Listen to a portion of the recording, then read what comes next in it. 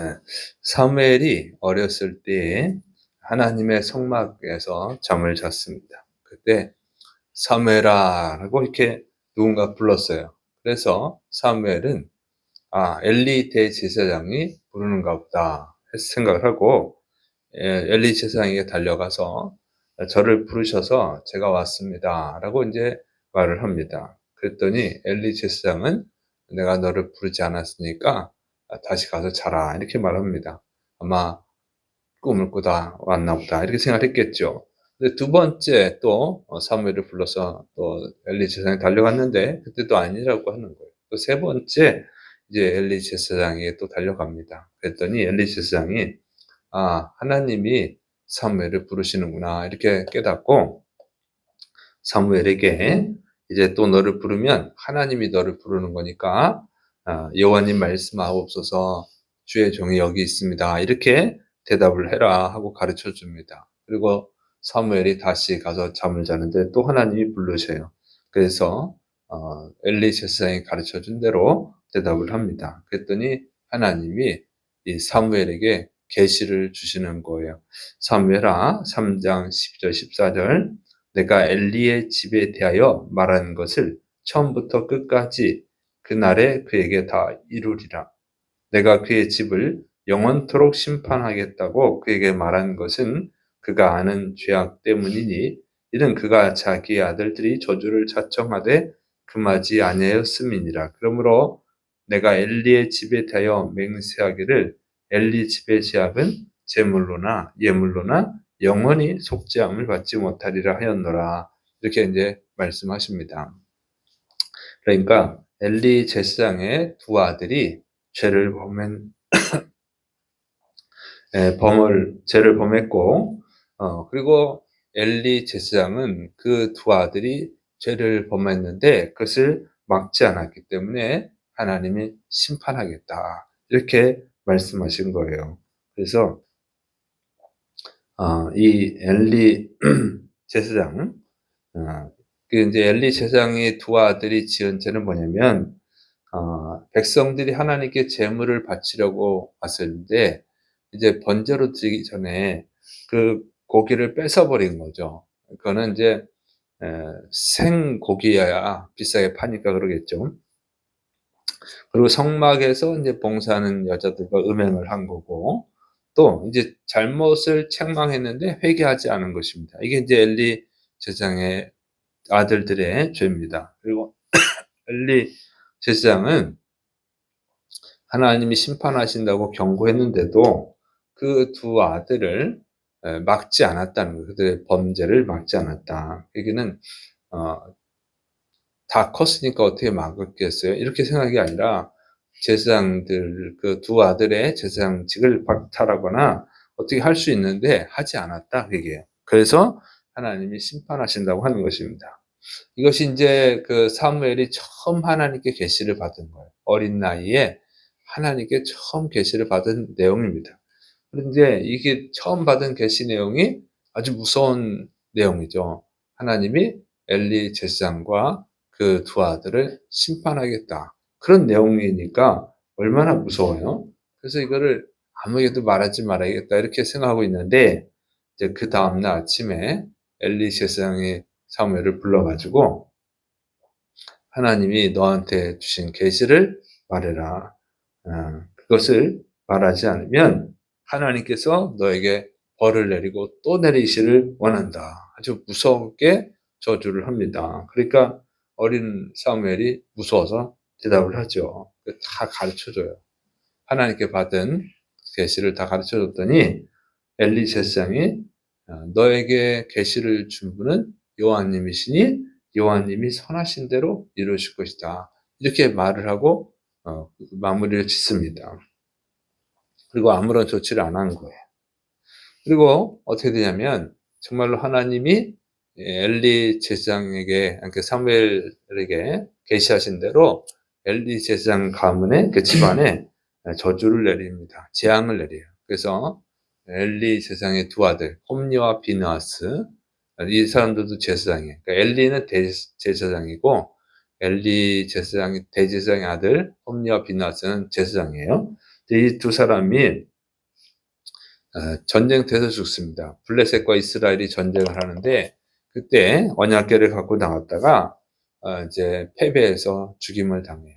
그리고 그 소식을 들은 엘리 대제사장은 의자에 앉아 있다가 놀라서 뒤로 넘어졌는데 목이 부러져서 죽었어요. 그리고 이 비느하스, 홈리와 비느하스 두 명의 아들이 있는데 비느하스의 부인은 아기를 낳다가 죽어요.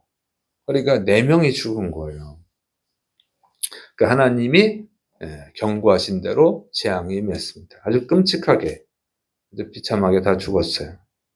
그런 이런 저주를 받았습니다. 그러니까 엘리 대제사장은 저주를 받은 거예요. 참 안타깝죠. 그러니까 사무엘, 그 엘리 대제사장이 사무엘을 키웠거든요. 교육을 했는데 사무엘이 처음 받은 계시가 자기를 가르쳐준 엘리 대제사장 집안에 몰락하는 거, 재앙을 받는 내용이었다는 거죠. 참 아이러니하죠. 그래서 이렇게 엘리 가문은 저주를 받았고, 그다음에 이제 사무엘 집안은 어떻게 됐냐? 사무엘은 이제 복을 받습니다. 그러니까 하나님이 사무엘에게 주신 계시가 그대로 이루어지니까 온 이스라엘 사람들이 사무엘을 인정하는 거예요. 하나님이 이제 새로 선지자로 세우셨구나, 제사장으로 세우셨구나. 그리고 이제 사무엘을 따르죠. 그리고 사무엘은 이스라엘의 첫 번째 왕 사울을 왕으로 세우고 또 다윗을 두 번째 왕 다윗을 또 기름 부어서 세우고 또 그들이 왕이 되기 전에는 블레셋과의 전쟁에서 승리하고 이게 정말 위대한 하나님의 선지자가 됐어요. 그리고 사무엘의 그 어머니 한나는 사무엘도 낳지 못했었잖아요.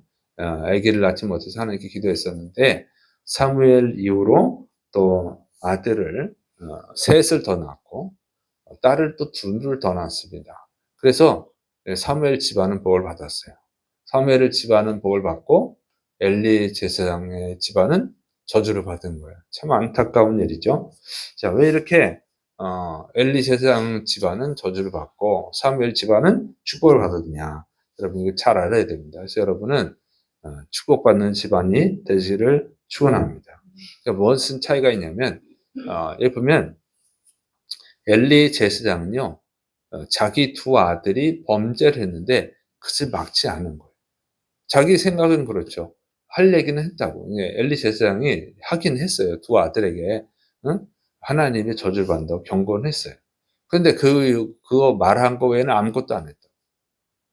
왜냐면 그것은 뭐냐면 실질적으로는 자기가 더 할 수 있는데도 안 한 거죠. 그러니까 제사장직을 박탈하면 되는데 안 한 거예요.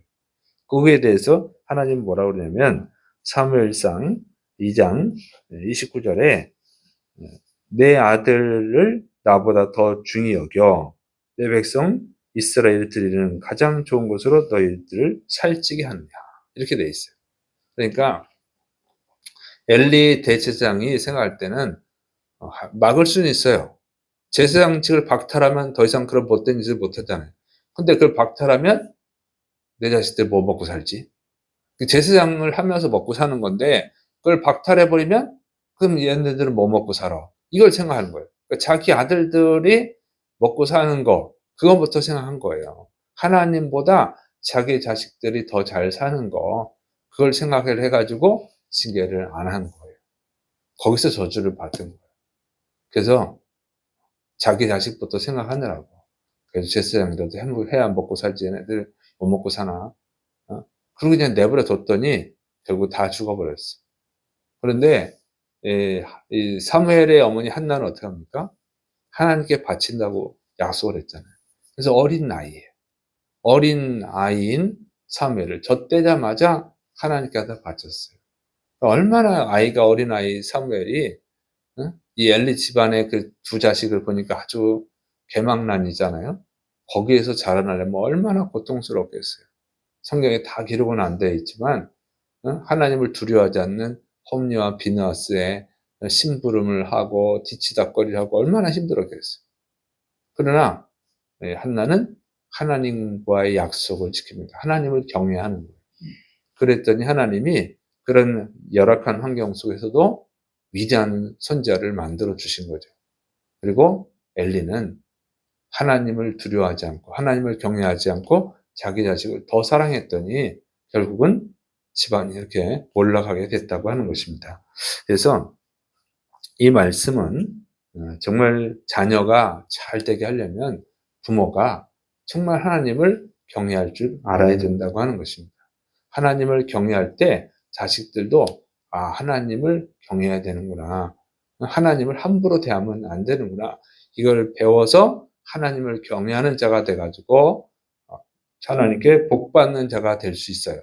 그런데 부모가 하나님을 경외하지 않고 예배는 드리지만 경외하는 척하면 자식을 더 생각해서 함부로 정말 엄하게 하나님께 잘못했을 때 엄하게 징계하지 않으면 예배를 안 드려도 대충 내버려 두고 그런 식으로 했다가는 하나님께 복을 못 받는다는 거예요.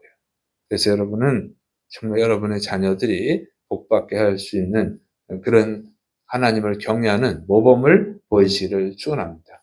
정말 하나님을 존경하고 두려워하고 하나님과의 약속은 반드시 지키고 특히 이제 하나님께 예배 드리는 것 정말 잘 드려서 하나님 말씀에 잘 순종해서 여러분도 복 받고 여러분의 자녀들도 복 받고 또 여러분의 가족도 다 복 받게 하는 축복의 사람들이 되시기를 축원합니다. 기도하겠습니다. 사랑이 많으신 하나님 아버지, 하나님께서 또 우리에게 하나님을 섬길 수 있는, 하나님을 믿을 수 있는 예배를 드리시는 은혜를 주셨사오매 이런 것들을 정말 귀하게 여기고 하나님을 가장 우선적으로 사랑하게 하여 주셔서 하나님 복받는 주의 백성들 되게 하시고 또 그런 모습을 가족들에게 자녀들에게 보여서 그 집안이 다 복을 받게 하는 축복의 사람들이 되게 하여 주옵소서. 주께서 역사하심 믿고 예수님의 이름으로 감사하며 기도드립니다. 아멘.